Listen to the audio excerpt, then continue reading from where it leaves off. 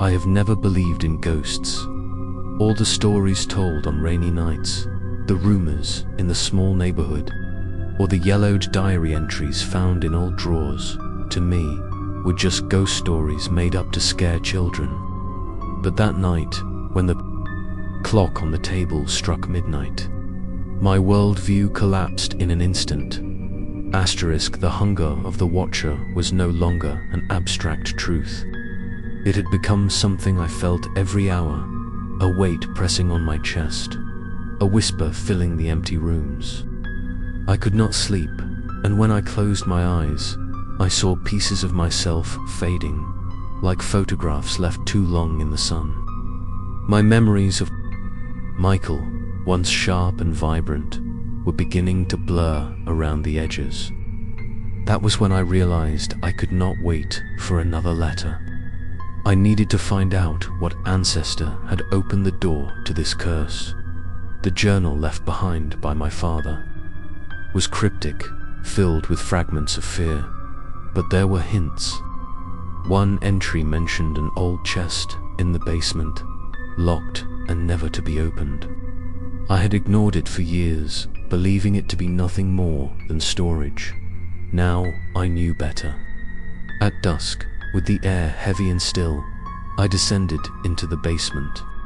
With a lantern in hand, the chest was there, tucked beneath rotting shelves and draped in cobwebs. The lock was rusted, but when I touched it, the metal crumbled as though it had been waiting for me. Inside lay old letters, even older than my father's journal, tied with twine so frayed it broke apart in my hands. The pages smelled of smoke and damp earth. I unfolded the first one carefully. The ink was faded, the handwriting jagged and uneven. To my son, it began, "You will inherit this mirror, as I did. You must understand its power. It listens when you speak. It answers when you ask. It protects when you bargain, but every gift has its price. I asked for safety in the war. I asked for our bloodline to continue, and in return, I gave him memory. I gave him our names." My throat closed. This was it, the beginning, an ancestor, who had begged for survival, who had traded not with God, but with the shadow inside the mirror. He had made the bargain that bound us all. More letters told the same story. Each generation had suffered. Each one had given more of themselves. One ancestor begged for wealth and lost his mind to voices.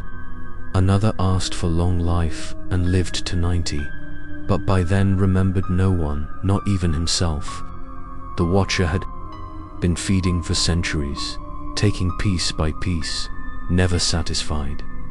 The final letter in the chest was the most chilling. I see him now as I write this. He waits by the glass, his head bent, his eyes empty. He tells me he will never sleep, that as long as our name is spoken, he will follow. Do not open the door.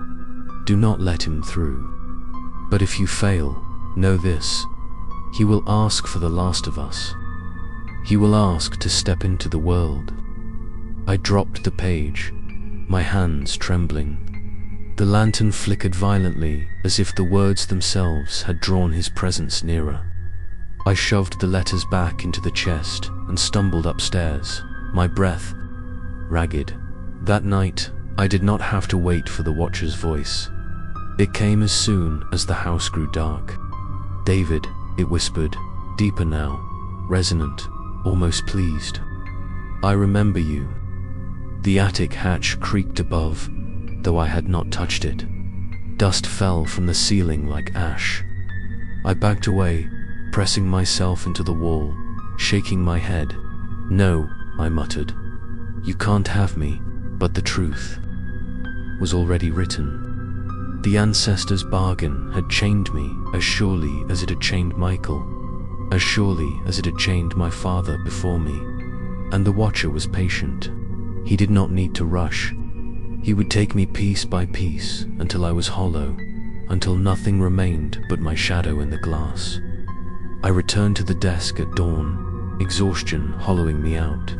The letters from the chest lay scattered, their words echoing in my mind. Bargain, protection, hunger, and the knowledge that the Watcher would not stop until I faced him. Stay tuned for the next episode, where David receives another letter from Michael, one that reveals what the Watcher ultimately seeks to take from him and why the end of the bloodline might be the only way to break the curse.